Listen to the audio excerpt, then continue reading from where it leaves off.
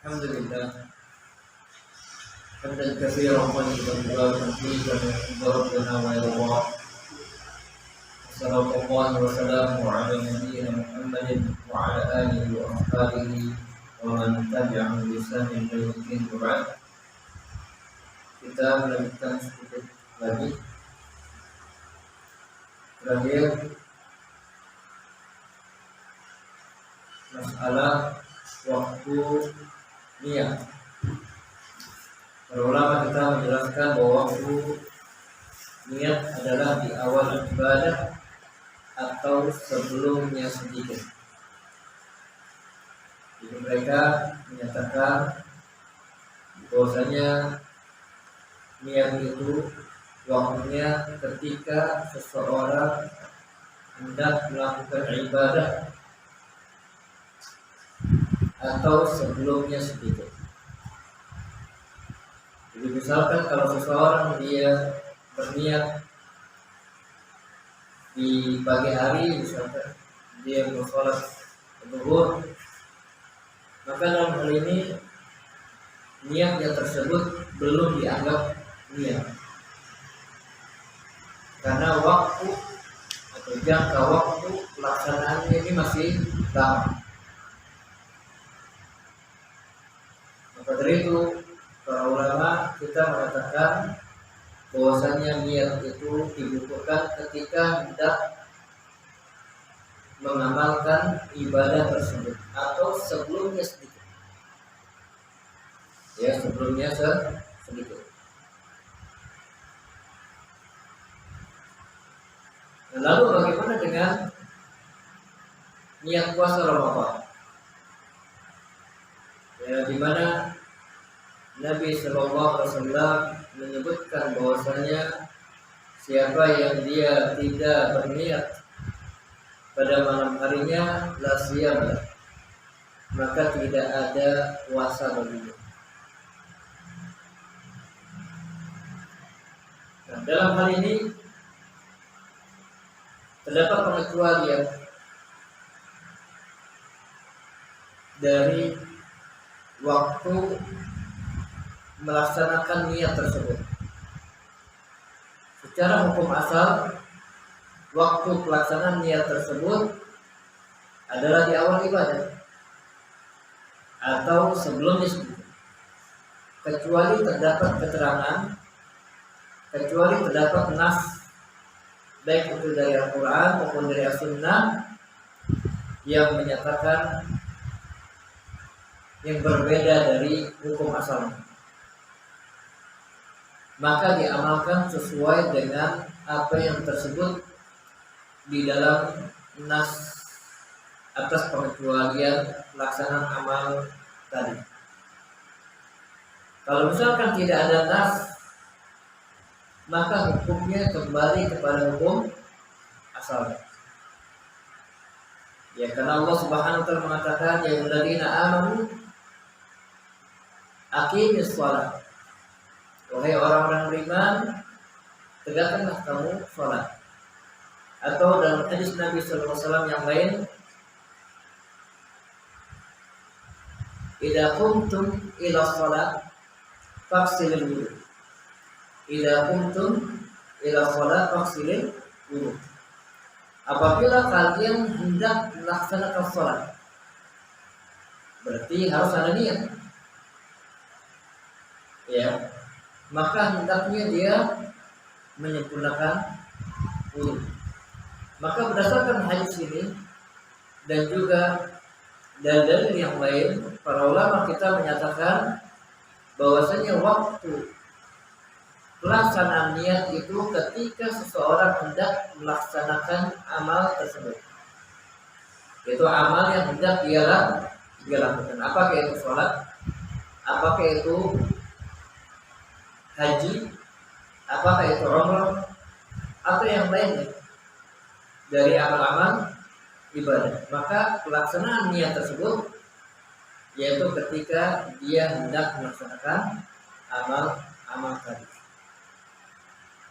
Kecuali jikalau memang ada nas keterangan baik itu dari Al-Quran maupun dari As-Sunnah barulah kita melaksanakan sesuai dengan yang ditunjukkan oleh dalil tersebut. Nah, kemudian setelah itu tentang perusak-perusaknya. Apakah ada perusak-perusak pada niat tersebut? Jawabnya ada. Ya, makna dari perusak-perusaknya tersebut yaitu menjadikan amal yang dilakukannya menjadi tidak sah alias batal. Yang pertama adalah berniat memutuskan amal. Jadi misalkan seseorang dia sedang melaksanakan sholat, kemudian di tengah-tengah dia sedang melaksanakan sholatnya, dia mendengar ada orang berteriak minta tolong. Apa yang mesti dia lakukan? Apakah dia meneruskan sholatnya tersebut, ataukah dia menolong orang yang sedang meminta bantuan tersebut? Sedangkan di tempat tersebut tidak ada orang lain selain dia. Apa yang mesti dilakukan? Yang mesti dilakukan adalah dia memutuskan amal tersebut dan dia menolong orang yang meminta pertolongan tadi. Ya, maka dalam hal ini dia setelah dia membantu dan menolong orang yang meminta tolong tadi, ya setelah selesai dia mengulang kembali sholat yang tadi dia putuskan.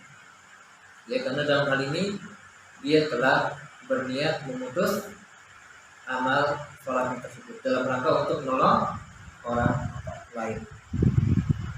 Nah, kemudian apa lagi yang menjadi perusak-perusak niat? Yaitu ragu-ragu. Terdapat keraguan syak. Ya, apakah saya tadi sudah sholat zuhur atau belum ya? Jadi sudah bertakbir. Kemudian timbul was-was. Ya, apakah dia tadi sudah berwudu atau belum? Maka dalam hal ini yang jadi patokannya adalah yakinnya. Kalau misalkan dia yakin sudah berwudu, maka teruskan.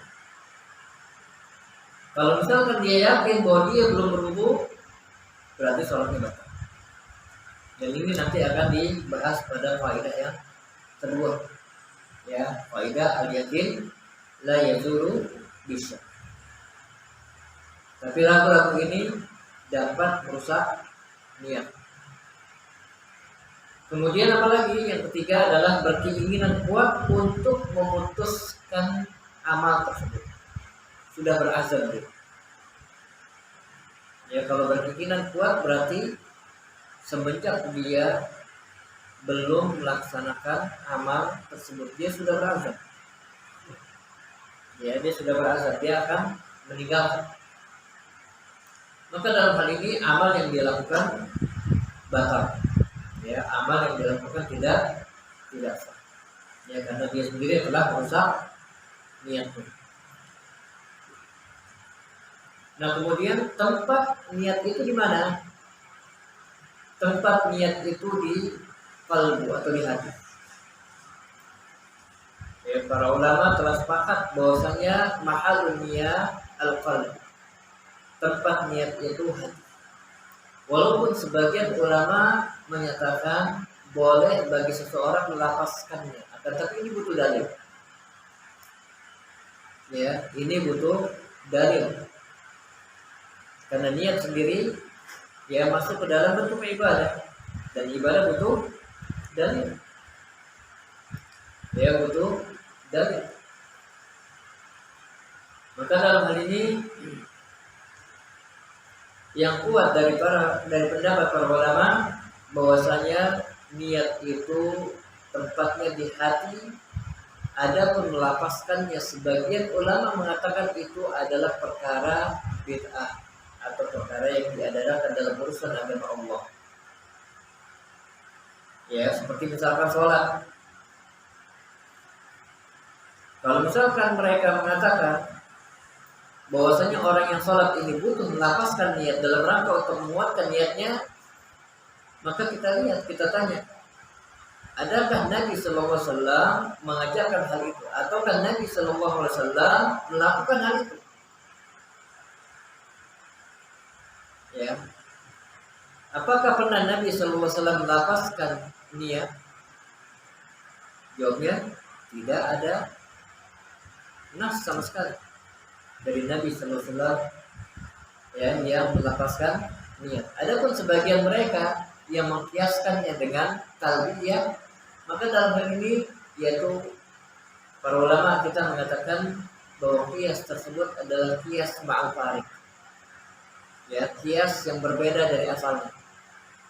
Sedangkan dalam masalah ibadah, para ulama kita mengatakan tidak boleh ada kias.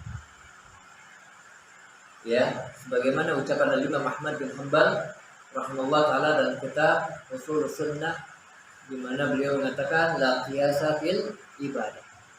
Tidak boleh ada kias dalam masalah ibadah.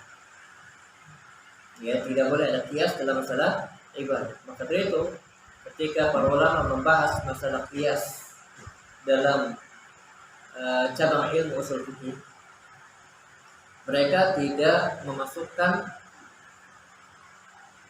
sesuatu yang boleh dikias itu adalah ibadah. Mereka memasukkan sesuatu yang boleh dikias itu adalah dalam urusan ijtihadiyah, muamalah ijtihadiyah. Ya, seperti misalkan mereka mengkiaskan ganja dengan khamar, yang jadi asalnya adalah khamar, karena Allah Subhanahu wa taala telah jelaskan ya di dalam Al-Qur'an. Dan Allah Subhanahu wa taala telah menggunakan lafaz khamar, dan Allah Subhanahu wa taala telah mengharamkannya karena ilatnya adalah dapat memabukkan orang yang mengkonsumsinya. Ya, dan dapat melalaikan dari sholat. Dan juga khamar ini merupakan perbuatan syaitan. Ya, sehingga Allah Subhanahu wa taala mengharamkannya.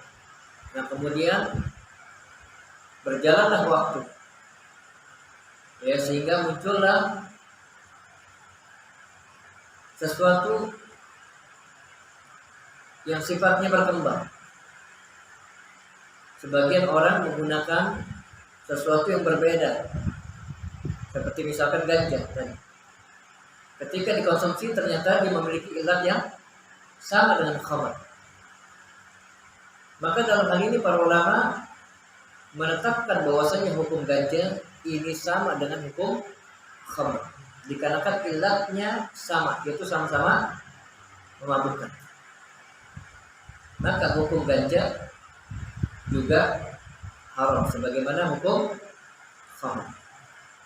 Jadi ini yang dimaksud dengan kias. Adapun mengkiaskan niat ya dengan talbiyah, di mana talbiyah sendiri ini termasuk ya ini termasuk urutan-urutan ibadah atau amaliyah yang dilakukan ya saat berhaji atau umrah, ya kemudian disamakan dengan sholat, maka ini adalah kias yang tidak benar atau dinamakan dengan kias yang fasid, atau kias yang rusak. Karena yang dikiaskan ini dalam urusan ibadah, sedangkan para ulama telah sepakat bahwasanya yang namanya ibadah tidak boleh ada kias. La kiasa fil ibadah. Nah, kalau misalkan perkaranya demikian, maka kembali kepada hukum asalnya. Nabi SAW telah mengajarkan kepada para sahabatnya sholat. Sedangkan Nabi SAW perintahkan kita untuk mengikuti tata cara sholat beliau alaihi salatu wassalam. Sebagaimana kata beliau, "Shallu kama ra'aitumuni usolli."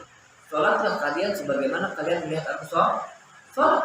Maka wajib bagi kita ya selaku pengikut beliau alaihi salatu wassalam untuk melaksanakan sholat sebagaimana beliau alaihi salatu wassalam sholat. Maka wajib bagi kita mempelajarinya.